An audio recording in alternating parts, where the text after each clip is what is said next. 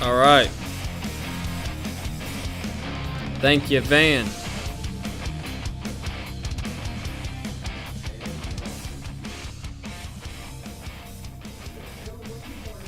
Are we? Oh, there we are. I always like to get started whenever I see myself on my phone screen. He's right here in front of me. Little Josh is in front of me. All right. Hey, this is what I'm talking about. Just a quick disclaimer for everybody watching this. What I'm about to talk about might just be what you need. If this topic pertains to you or anybody that you know, it might just be the best damn show you ever watched. Sam Gordon, what's up, my man? Appreciate you getting on here. Welcome to Real Estate 101, where every single Wednesday we get on here at 1 o'clock.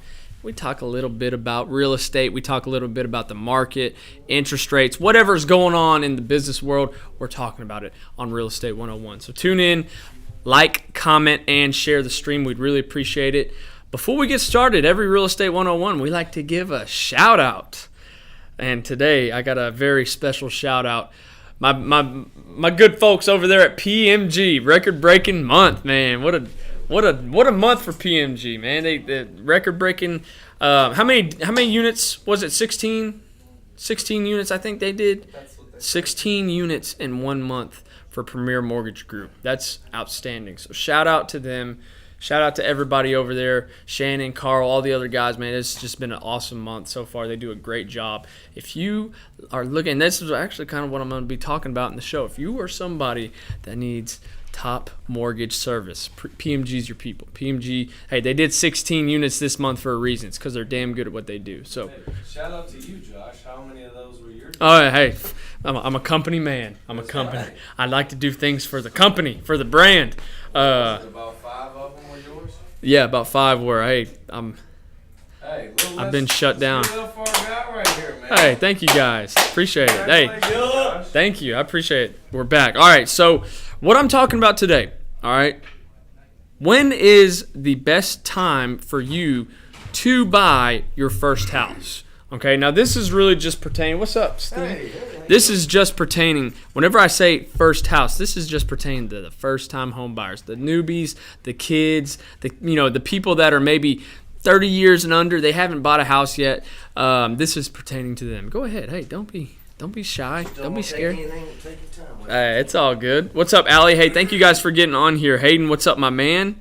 Edward, thanks for getting on. Josh, for getting on. Hey, if you guys have any questions while you're watching this, don't hesitate. Feel free to just post them in the comments. I'll be more than happy to answer them. So I got 3 things for you today. Not really 3 reasons, but 3 indicators when the right time to buy your first house is. Okay, so let's get started. All right, number 1. The number 1 indicator, and this I cannot stress this enough. Okay, the number 1 indicator you feel, everybody has a bank account. Everybody has that number that they look at to indicate how much money they have in their pocket. Okay, I know I do. I know you do. Everybody does. Okay, the number 1 indicator that you should be ready, or the number 1 indicator, or the number 1 thing that you need to be looking forward to when you're buying your first house is you feel like you got enough money to. Right? You feel like you got enough money. So what does that look like? If you were to tell somebody, hey, man, you need this amount of money to buy your first house, how much do you think that figure would be for them to feel comfortable about it? Just money sitting around us.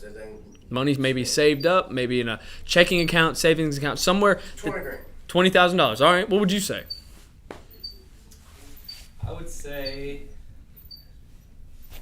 at least, I would say about 20 to 30 grand. 20 to 30 grand. Okay. What about you? What would you say if you were to have a figure like, okay, I need this amount of money to buy a house? What would you say? What would your number be?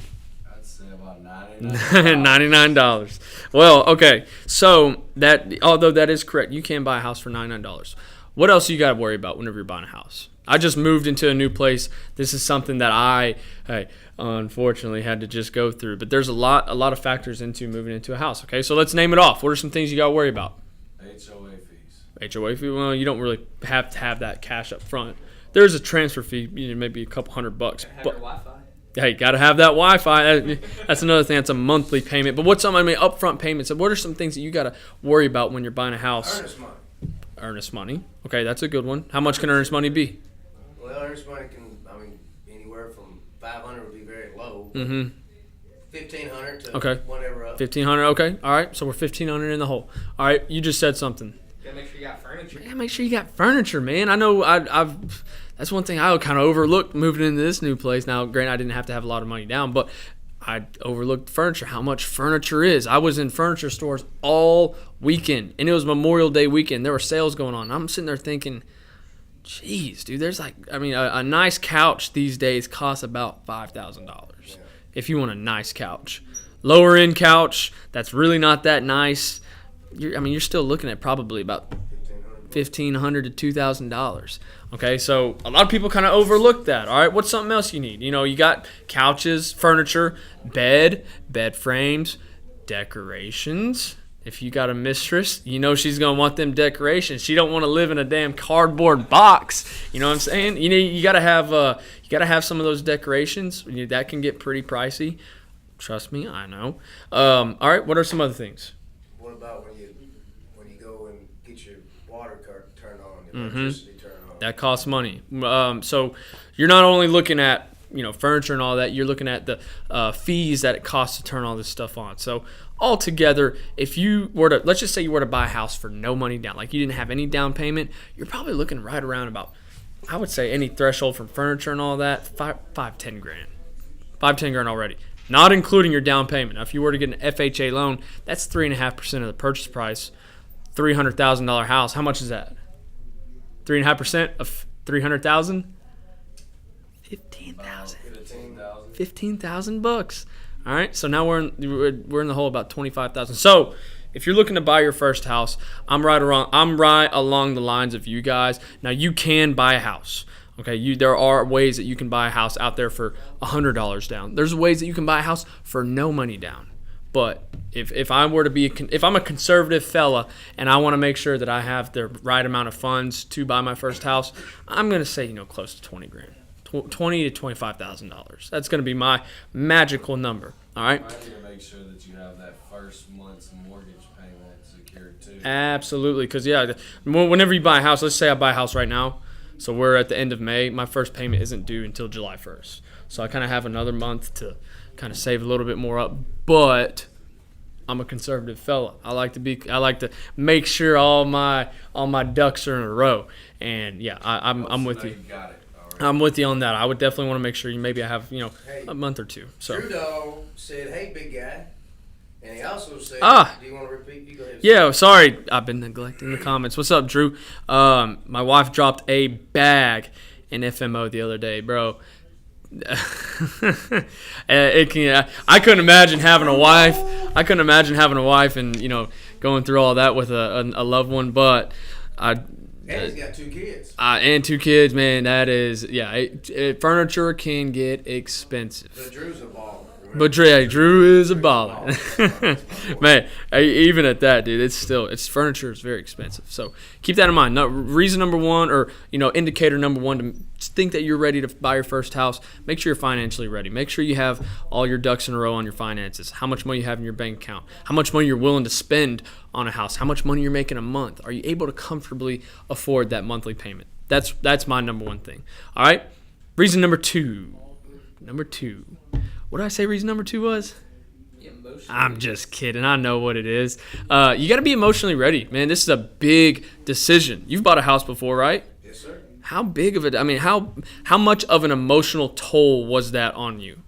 It was huge, and it was actually a little bit scary. Scary? I'm thinking I'm locked into this now, 30 years. 30 years. Of course you can always sell, do whatever. But Yep. As opposed to renting, you can I can get out of this. Exactly. So that's Stevie Z just brought up a good point. What I mean by emotionally ready is I have a lot of friends that are, we're getting to that age where, hey, they're starting to make a little bit more money. They're going to make these big time investments in real estate, places where they live. One thing that I feel like I hear a lot is, man, I just feel more comfortable renting. I don't want that big of a commitment. I don't want to sign my life away for 30 years. That's a big decision, dude. 30 years, big obligation. You can get in a lot of shit if you do not pay your mortgage, if you do not make those payments, get foreclosed on. there's just so many penalties that can happen to you if you are not able to, stick to your commitment and follow through with that plan. So being emotionally ready is a big thing. I know we deal with a lot of clients. We deal with a lot of people that have high emotions. What's the number one thing whenever you buy a house? What's the first? Whenever somebody gets in a deal, we dealt with it yesterday with this new construction house. High emotions, man. They're just hot, very emotional. Every little thing that went on throughout the deal, it was just like they're up here. They're on an emotional scale. They're at a 9. Whenever in reality, they probably could have been at maybe a 3 or 4, but they're making a big decision. They're at a 9. Spending this much $400,000. I want this outlet to be right here. Exactly right. Exactly right. Drew said, "Nah, just do it. You'll figure it out. You'll be glad you bought it sooner rather than later." Exactly right. Yeah, you're 100% right. Hey, Drew is a prime example of somebody that has built wealth in real estate. And yeah, hey, I'm sure whenever you were about to buy that house, Drew, you said the same thing you just said to me. Nah, man, just do it. Do it anyway. Do it anyway. But, if I were to tell somebody that's on the fence emotionally about buying a house, if I were to say, "Hey, do it anyway," they probably, might be a gray area there. But you got to make sure there's logical sense in that decision that they're making, right? So make sure, number 2, you're emotionally ready. Number 3. Okay, the reason I'm bringing up number 3 is because I literally just had it happen with somebody. Make sure you find a house you like.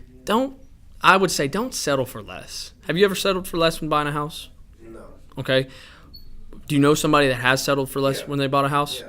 What did Regretful. Regretful, right? Very regretful. I sold an apartment in Nashville to this girl, and she hit me up. I'm not gonna name any names, but she hit me up a few months back. What was her name?